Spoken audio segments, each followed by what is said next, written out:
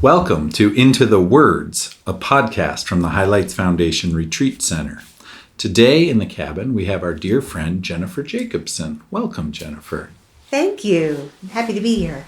So thank you. This is kind of fun. You're here during the whole novel workshop, but you're actually unworkshopping. But you have been on the faculty of the whole novel in the past. So let's, I guess, jump in and just talk about what you're up to here this week.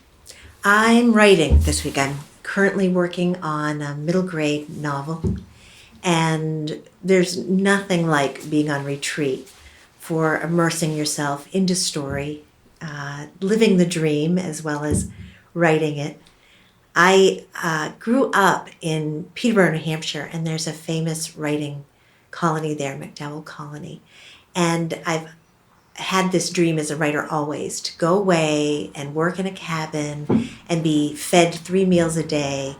And I'm so lucky to be here at Highlights doing that. And in many ways, Highlights is a better fit because it's all children's authors. Mm-hmm. And it's people who really respect children's literature and understand the complexity of writing for kids.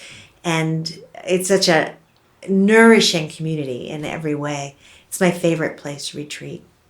So, and you've taught here, and you've also done a number of workshops. You've retreated in the winter months when it's very quiet, and now in the warmer months when there are more people here. Talk a little bit about like some of the things that are constant for you when you retreat here. Do you have a practice or a daily? I do. There's the day often begins with yoga, which is designed for writers who are hunched over computers. So it begins with, often for me, stretching, and then, as I've already mentioned, the food, but a delicious breakfast.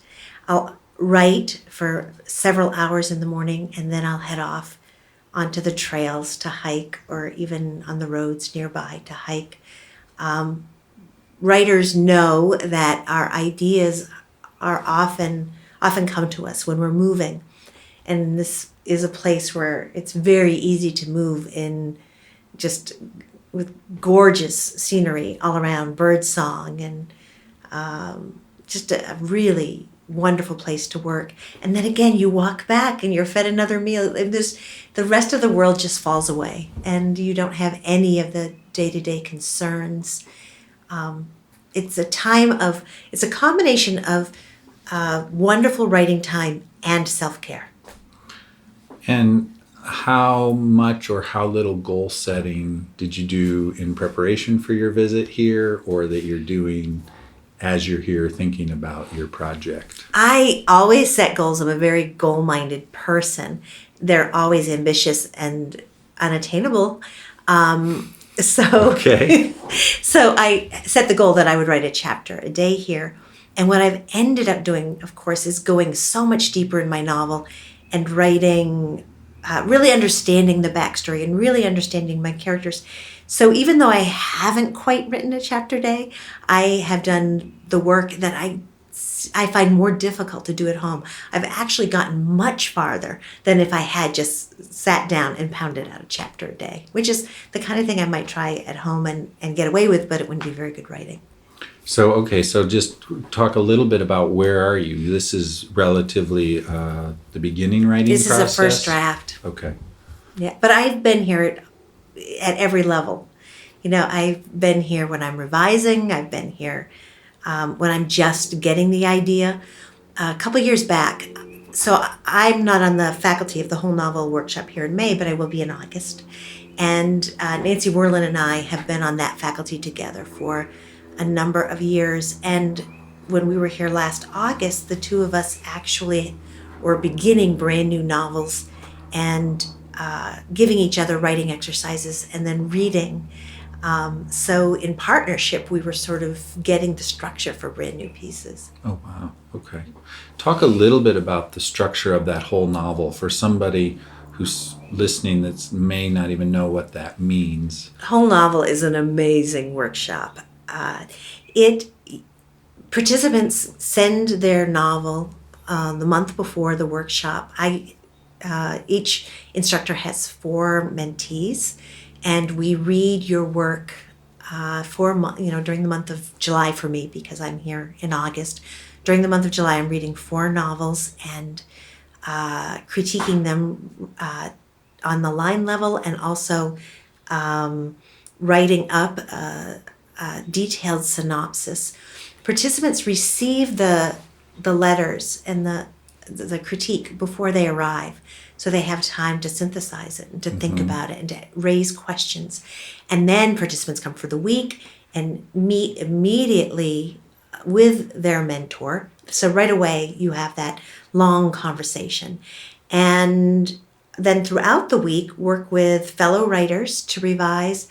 There are also lectures, sometimes 1 a day, sometimes 2 a day. And the lectures I love. I attend them all.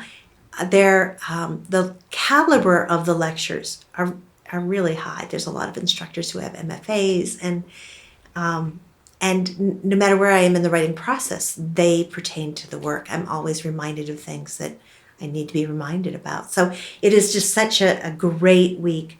Participants workshop with each other in something called the Brain Trust, where you can say your instructor has given you a suggestion that you're not sure of. You can then brainstorm with other writers in the workshop to see whether that's the right suggestion for you. It's just an ideal way and place to revise. And so students, the authors who come with their whole novel completed, get that feedback, but they are also, are you finding they're actually able to make progress on their novel throughout the week? Definitely. They're, although many will actually get hours of writing in, a lot will use the time to test ideas, to brainstorm with other writers, to all of the instructors, we have scheduled times to meet with our mentees. We meet at the very beginning of the week. We meet at the end, but we're open to talking about the novel at any time. And many participants do seek us out to run things by us. They try writing exercises, so that even if they haven't that week done a lot of rewriting, they leave knowing exactly what they need to do. And they're launched into the next draft. Can you think of a conversation you've had since you've been here that was somehow craft related, and just give us a little snippet of that? Oh my goodness, I've had hard to put you on the so spot many like that. conversations that were craft related. One of the things, let's see. Well, there's always, one of the questions that always comes up is it formulaic to follow story structures that have been laid out? I mean, the 3-act structure is a story structure, but then there's lots of others that are proposed. There's the hero's journey. There's Lisa Krone's story genius, and inevitably we end up talking about how to use those structures, how to use them to inform our work, but how to make our work feel original. That's one of the craft talks that I've had. Oh, cool. Yeah. Okay. So let's shift gears a little bit and talk about this workshop. You came up with an idea, and we called it Taking Your Art and Writing to the Next Level. To new places. To new places, excuse me. Yeah. Explain a little bit kind of where you came up with that idea, and then talk about how it worked last year. Okay, so it doesn't matter what stage of your writing life you're in. I think all of us want to grow, and we all want to break out of our typical comfortable patterns. We want to have that breakthrough book. We want our work to be recognized as something special. Mm-hmm. And so the workshop was designed for published writers and illustrators to come together and participate in creative, interactive workshops with the hope of breakthroughs. And we got them. Oh, wow. Yeah. Yeah, a lot of writers and artists popped up all week long to talk about the insights that they'd had and the new things that they were trying. Yeah, it's very exciting. The structure is that this year it'll go from a Wednesday to a Sunday, and each morning there is a guest writer or illustrator who does a 3-hour workshop that's interactive. Wow. The rest of the afternoon is yours to create, to write or to create art. It's to collaborate. I ended up collaborating with an illustrator last year. That was a fun surprise. The evenings have typically been a time where, because the participants have all been doing this for a while, participants suggest evening programs and people cluster together. So last year, one of the most popular evening programs was that picture book writers came together and would sort of, somebody would put out an idea that wasn't working, and the rest of the group would brainstorm, and it would go off in these amazing directions, and that was a lot of fun. Another session that we had in the evening was improv, something I've always wanted to do, and still laugh. I'm smiling now just thinking about it. But that idea of really freeing ourselves up to create characters who are surprising, improv helps with that. So a little bit of outside of your comfort zone for unlocking Yes. creativity. Yeah. A little bit of lecture to kind of structure. To get yourself and then thinking. your own time to work. Right. Okay. And so is there anything you see about this one coming up this fall? Your guests, your faculty, Yeah, your we've got ideas? some fabulous faculty coming. We've got Nikki Grimes, we have Padma Venkatraman, we have Juana Martinez-Neal, we have Gareth Hines, and I say those names and I need to say no more. They're all award-winning and exciting authors and illustrators. Gareth is a graphic novelist, and I know that a lot of writers who've been writing for a while are hoping to explore graphic novels. So we brought on a graphic novelist this year. That's an addition. The other addition that's happening is that we have 2 editors who will be with us, Neil Porter from Holiday House and Kathleen Mertz from Eerdmans. And they will be they'll be giving a talk, but they also will be available to and that's the other thing, is that we think of editors as being useful to writers or illustrators who are just starting out. But the truth is that you want to have discussions with people who are making decisions all along the career path, and things are always changing. And it's one more way of giving people who've been at it and have had some success the opportunity again to talk in this way. Great.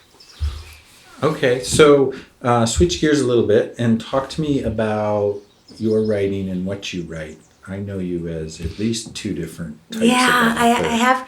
I write professional books for teachers. I'm a former teacher, and I say former teacher. I don't think I've really ever taken that hat off. I've been doing professional development most of the last 15 years maybe,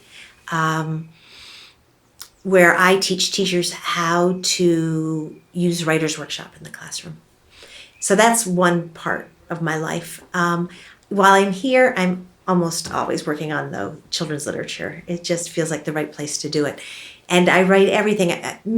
I'm mostly known for my middle grade, but I write picture books. I have one coming out at the end of this month. Great. And beginning readers, and I have YA. And as much as my agents, I think, have wished that I would choose one category and stick with it, I haven't. And I have a chapter book out on submission right now. I have another picture book, a nonfiction picture book out on submission. But that's what I think also attracts me to the creativity workshop, that, it's that there's that part of me that just really wants to keep pushing against boundaries and growing and trying new things. So what do the next couple of months look like for you? Oh, well, it's actually a lot of highlights, because I'm promoting a book in June, the picture book that's coming out at the end of May. But then July, for the month, I'll be reading those 4 manuscripts and thinking about those mentees that I'm going to meet in August. And then I'll be here in August for the whole novel workshop, and then back in September for the Taking Your Art to New Places. So Okay. I'm hoping that, I'll have my own cabin built at some point. Right. We can do that. We can do that. Can you tell that this is my happy place? Yes, I love it. I didn't think of it that way, but yeah, that's great. We will see you all summer long. Yeah. Throughout. Thank you. Basically. So last question actually I have 2 last questions, but one of the things at the Highlights Foundation that we talk a lot about and we focus on is mentorship and community. And I wonder if you have a short snippet about having been mentored at some point in your career. Oh, definitely. I think that from the very beginning, I was in critique groups that had published writers, and they held out their hand and pulled. And I feel very lucky to have had those people in my life. I think that community is so essential to the writing life. We know that we need to learn from one another. But the writing life is so enriched by community in other ways as well. It's the people that you come to know that recommend their agent to you. It's the people you come to know that invite you to serve on panels. Community is a big part of the writing life, and not just for support and being able to call a friend and commiserate when things aren't going well, or, talking to others that understand this world that's so different from, say, the business world. But it's also continuing to find your readers and audience through that same community. Thank you.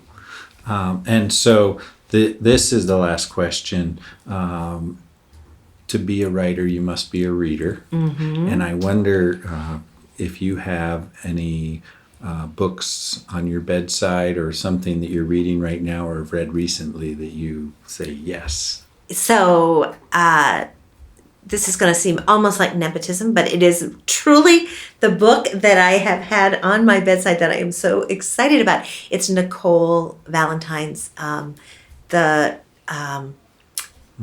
Time Traveler's Theory of Relativity. And I haven't read a middle grade novel like this one in a long time, where I just could not put it down. I did not have my author hat on. I wasn't reading it for craft. I was a kid, totally lost in this time travel. And so that's one that I can definitely recommend wholeheartedly. And Nicole has been a part of the whole novel with you for a couple of years. And this is her great middle grade sci-fi debut novel. Right? Yeah. Wonderful. Okay. Well, thank you, Jennifer, for joining us and at Into the Words at the Highlights Foundation. We are dedicated to continuing our 35-year history of providing the space, the conversations, and the nurturing that goes into making great stories for children. And thank you for all you do to support the Highlights Foundation. But more importantly, thank you for all you do to support the belief that children are the world's most important people. Thank you for supporting us.